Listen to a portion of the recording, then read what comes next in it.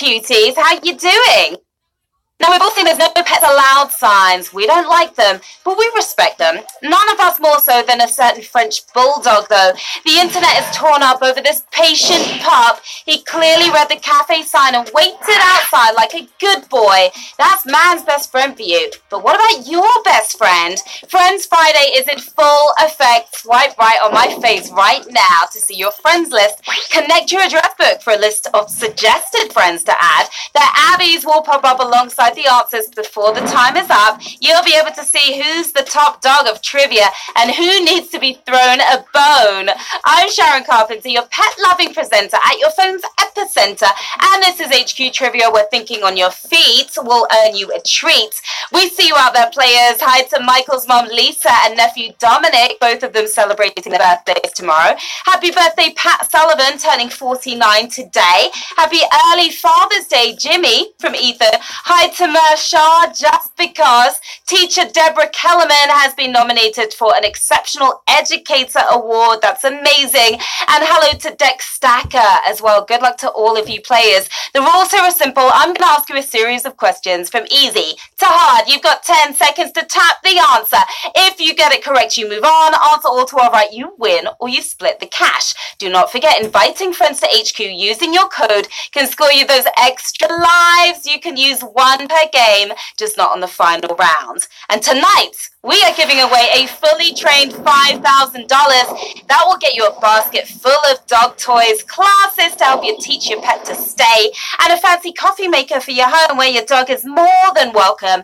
But before you pet it, you've got to sweat it. Let's get to the quizzing. Here we go with Q1. What kind of train car typically contains an engine, food cooperative, ulterior motive, locomotive? Hopefully your engines are fired up on this one. Now, you'll want to leave a quiet car if you're on the train right now. Why? Well, because picking the right answer might have you going loco. Locomotive is your winning answer here. 617,000 of you on the fast track. All aboard, because we are doing the locomotion onto Q2. What's the NFL penalty for clipping 15 yards? Saturday detention, no dessert. Does the punishment fit the crime? We're about to find out. What's the punishment for clipping your nails in a public place? That should be prison for life. Gross. In football terms, it's only 15 yards for the win here. 607,000 if you're going the whole 9 yards on Q2. Clipping is when you throw your body across the back of your opponent below the waist. No dessert. Well, that's just a crime. Speaking of football, let's talk about the real football here, where you actually use your feet. Let me know in the chat what country you are flying your flag for in the World Cup. Fly 'em high in the chat. Who's going to take home the trophy, do you think? Moving on to Q3. Which of these is not one of the physical phases of water? Ice, steam, stone? Is it making you thirsty for more?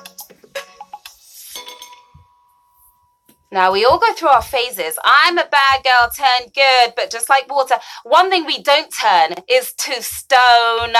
Stone, of course, is your winning answer. 587,000 of you with the stony-faced win. Water freezes at 32 degrees Fahrenheit, and it starts to steam when you make a pot of tea. But just remember, a watched pot never boils.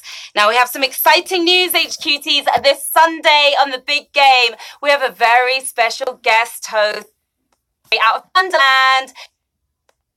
Mayor himself. He'll be here with Quiz Daddy and a $25,000 prize. Do not miss out on the fun. 9 p.m. Eastern on Sunday. Back to the quizzing. Q4. In which food is potato the principal ingredient? Lutefisk, Gerber sandwich, hash browns.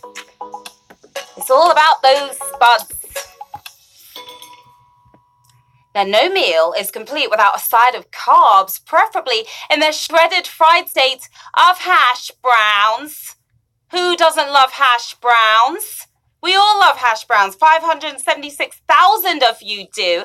Now, the Gerber is a hot open-faced sandwich, and lutefisk is a jellied fish concoction popular in Scandinavia. I'll stick to tots, thank you very much. Yeah, we see you in the chat. So many football fans out there. Smachini says that Germany is going to win. Kalp the Best says they're rooting for Messi.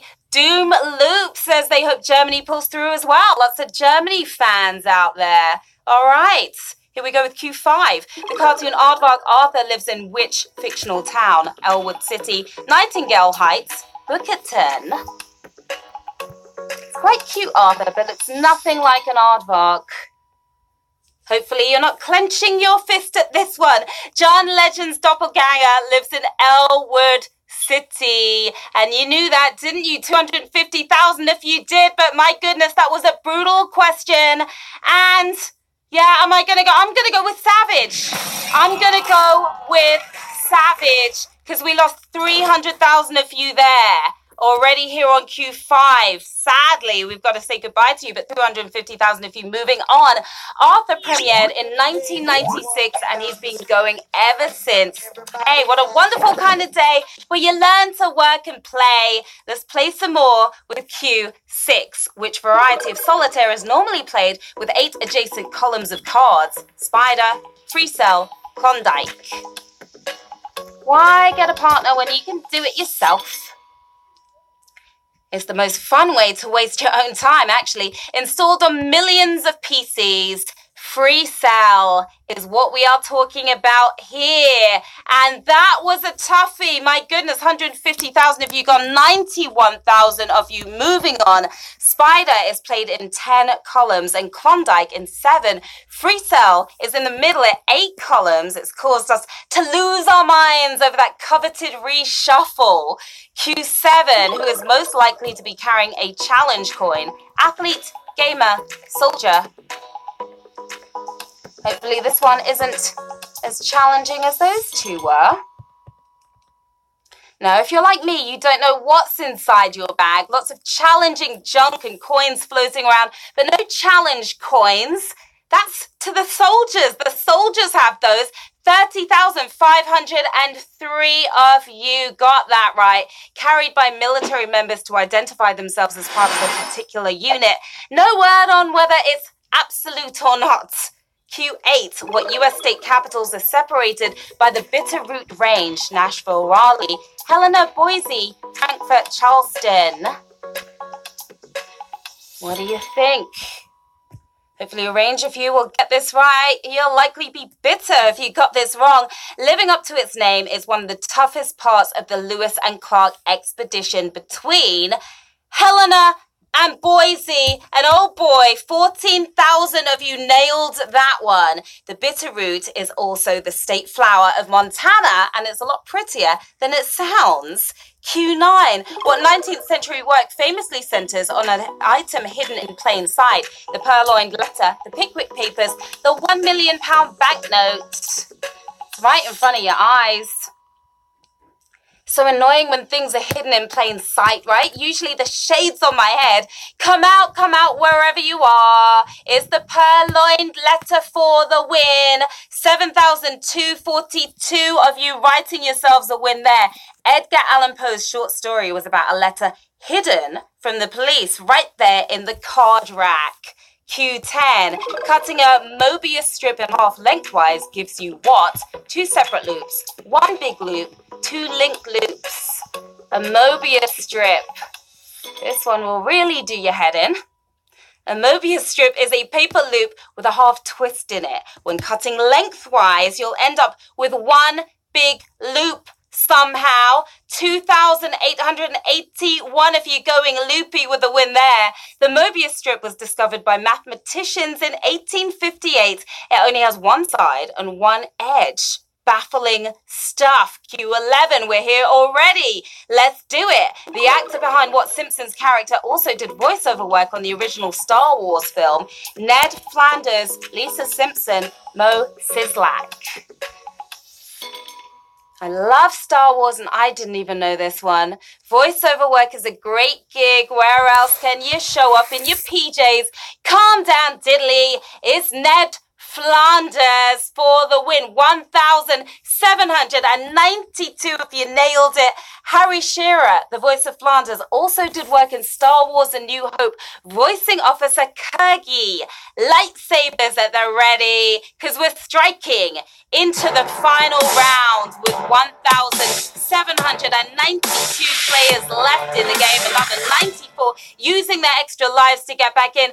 $5,000 up for grabs as we speak. Good luck to each and every one of you. Q12. The Canary Islands are widely believed to be named after which of these mammals? Dromedaries, dogs, dolphins. And we thought it was canaries.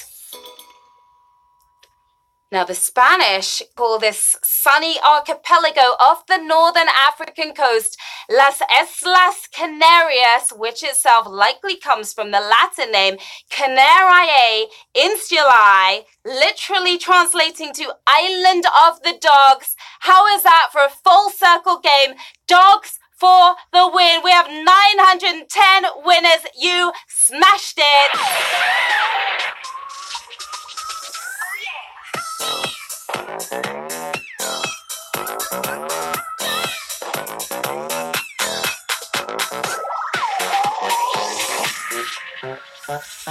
Nicely done, players.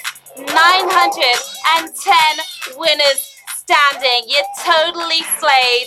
Congratulations. You are taking home $5.50. We've got Piece of Dude. We've got Chubby Chub, Hammy 523, and a bunch of other winners as well. What are you going to do with that cash? Maybe get a great brunch this weekend, chow down on some hash browns, play solitaire. It's free. You'll still have plenty of money left over. Save up for a trip to the Canary Islands. Just add a little more cash onto that and you're good to go. There's a lot you can do with that money. That was a woofing good game, HQTs. You certainly deserve a treat after that. I'm Sharon Carpenter. As always, you can find me on the socials. Come say hi. Let me know how you did tonight. All right. And we'll see you back here tomorrow for another chance to win that cash at 9 p.m. A highly tempting $5,000. Until then, have a terrific Friday night, my lovelies. See you soon.